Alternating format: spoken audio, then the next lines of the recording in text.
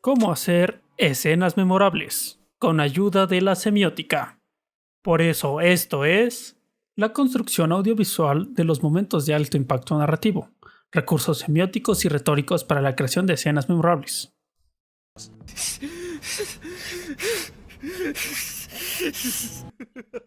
En el anime de acción, la muerte de un personaje suele funcionar como uno de los momentos de mayor impacto emocional.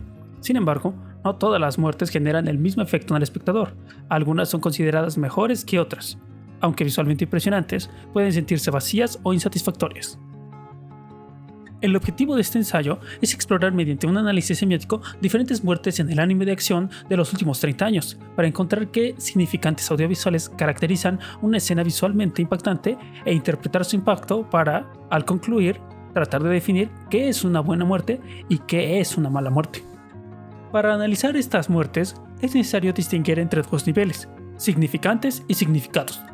El primero se refiere a los elementos visibles y audibles que transmiten un significado. Por ejemplo, una escena con colores apagados, un silencio prolongado y un plano cerrado al rostro de un personaje. El segundo es la interpretación de estos elementos y cómo funcionan dentro de la historia. Por ejemplo, estos elementos resaltan su sufrimiento y aumentan el impacto de la escena. De esta forma se analizará cada uno de los ejemplos. Erwin Smith. Significantes. La muerte de Erwin en Attack on Titan puede considerarse un ejemplo de muerte visualmente fuerte. Aunque la escena no dura más de 2 minutos, utiliza bastantes recursos audiovisuales. La secuencia inicia con un encuadre de cámara en ángulo picado, donde Erwin se encuentra en el centro de todas las miradas que apuntan hacia él. Después, hay un cambio a cámara en contrapicado, enfocando a los soldados que lo miran con caras de terror, mientras inicia una música de piano a bajo volumen. Después, se alternan varios planos. Primero, hay un cambio de cámara a un primer plano enfocado en las caras de 2 soldados, con sombras muy marcadas, mientras la música de piano empieza a subir de volumen. Luego aparece una secuencia de planos medios cortos. Después hay un encuadre de cámara en picado que hace un zoom lento hacia la cara de Erwin. Más adelante aparecen varios contrapicados de los soldados en movimiento de derecha a izquierda y un zoom lento en picado hacia la cara de Erwin. Después hay un cambio rápido a un plano de detalle de sus ojos, que se aleja a un primer plano donde comienza a gritar. En ese momento aumenta de golpe el volumen de la música y se empiezan a escuchar tambores.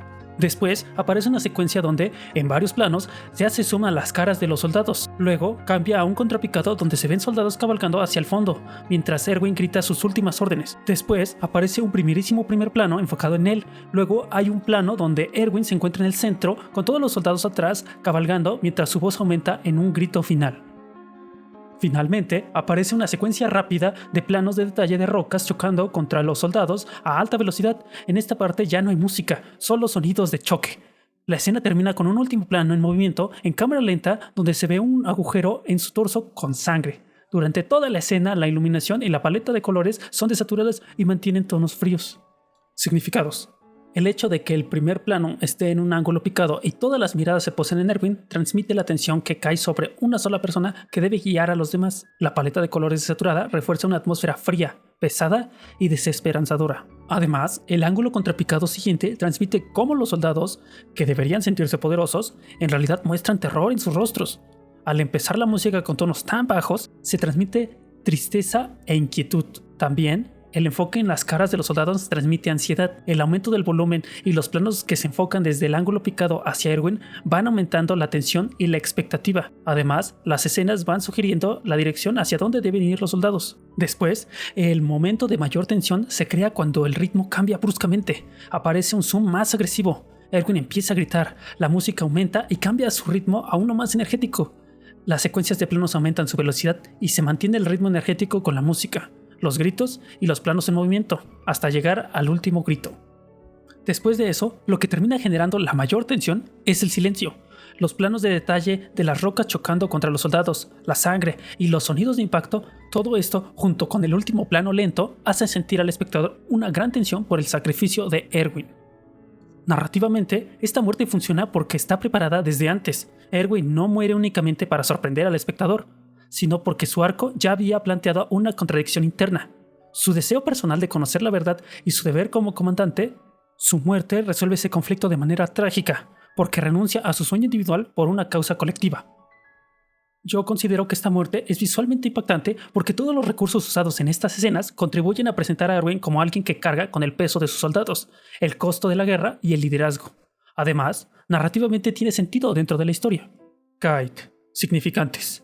La muerte de Kite en Hunter x Hunter puede considerarse un ejemplo de muerte visualmente impactante por la forma en la que la escena construye una sensación de peligro, sorpresa e impotencia. La secuencia inicia cuando Kite, Gon y Killua se encuentran frente a Neferpitou. Desde el comienzo, la escena cambia su ritmo y aumenta su tensión.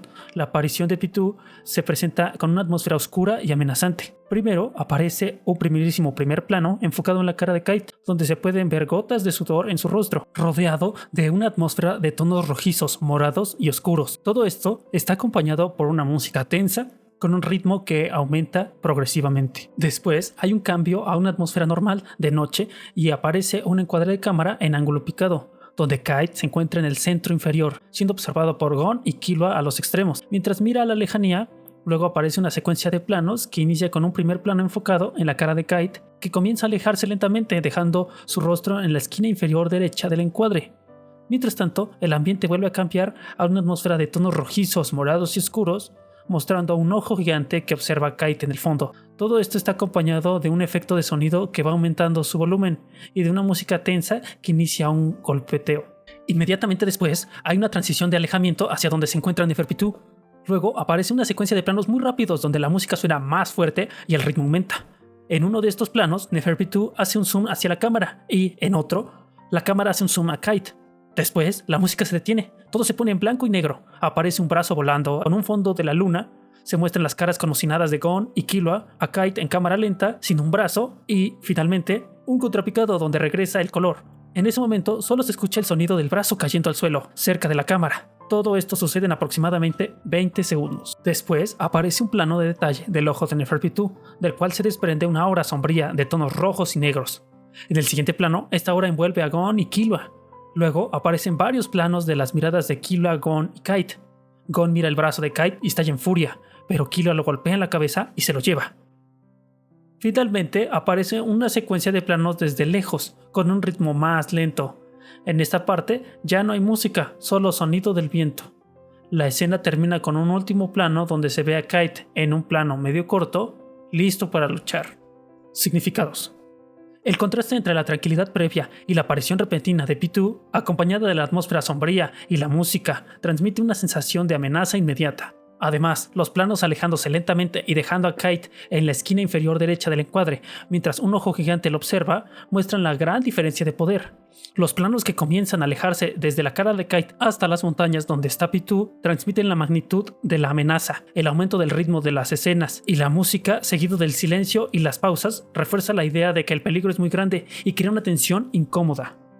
El brazo volando en cámara lenta y en blanco y negro, junto con el sonido del brazo al caer al suelo, rompe el silencio y transmite lo crudo del momento.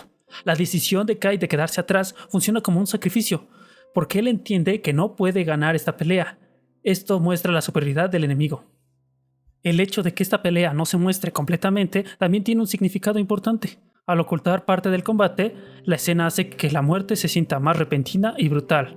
Esto transmite una sensación de impotencia y conmoción. Narrativamente, esta muerte funciona porque marca un cambio en el tono de la historia y la vuelve más oscura. Además, es el detonante del cambio emocional de Gon, ya que despierta en él un deseo de venganza. Yo considero que esta muerte es visualmente impactante porque no muestra la muerte en sí, sino solo lo previo. Esto deja a la imaginación del espectador cómo sucede la muerte. Al mostrar únicamente lo anterior al combate y hacer uso del silencio, la tensión y el miedo de los personajes, la escena transmite una diferencia de poder enorme. Además, narrativamente tiene sentido dentro de la historia, porque funciona como un giro en el tono de la historia y muestra que el mundo de Hunter x Hunter puede ser cruel e impredecible. Conclusión. A partir del análisis semiótico de las muertes de Erwin Smith y Kite, descubrí que una muerte visualmente impactante comparte el cómo usan los recursos audiovisuales que tienen: encuadres cerrados, efectos de sonido, música triste, intensa y épica, silencios, iluminación tenue, paleta de colores fría, el ritmo rápido de las escenas, acercamientos o alejamientos de cámara, las expresiones intensas de los personajes, etc. Todo esto para dirigir el impacto del espectador y darle más profundidad a la muerte. En el caso de Erwin, la muerte funciona porque los recursos audiovisuales crean la idea del sacrificio y el peso de la responsabilidad. En el caso de Kite, la escena funciona porque transmite peligro, impotencia y una gran diferencia de poder, especialmente al no mostrar directamente la pelea completa. En ambos casos, la muerte no impacta únicamente por el hecho de que un personaje muera, sino por la manera en que la escena construye ese momento y por lo que significa dentro de la historia. Por eso me surge la duda, ¿podría existir una muerte visualmente buena pero narrativamente mala? Creo que una muerte puede verse bien y hacer uso correcto de los recursos audiovisuales, pero sentirse vacía si no tiene desarrollo previo, si no afecta realmente a los personajes, si no aporta algo importante al conflicto principal o si va en contra de la propia trama. En cambio, una buena muerte no son solamente las más tristes o violentas, sino aquellas que logran conectar impacto e historia.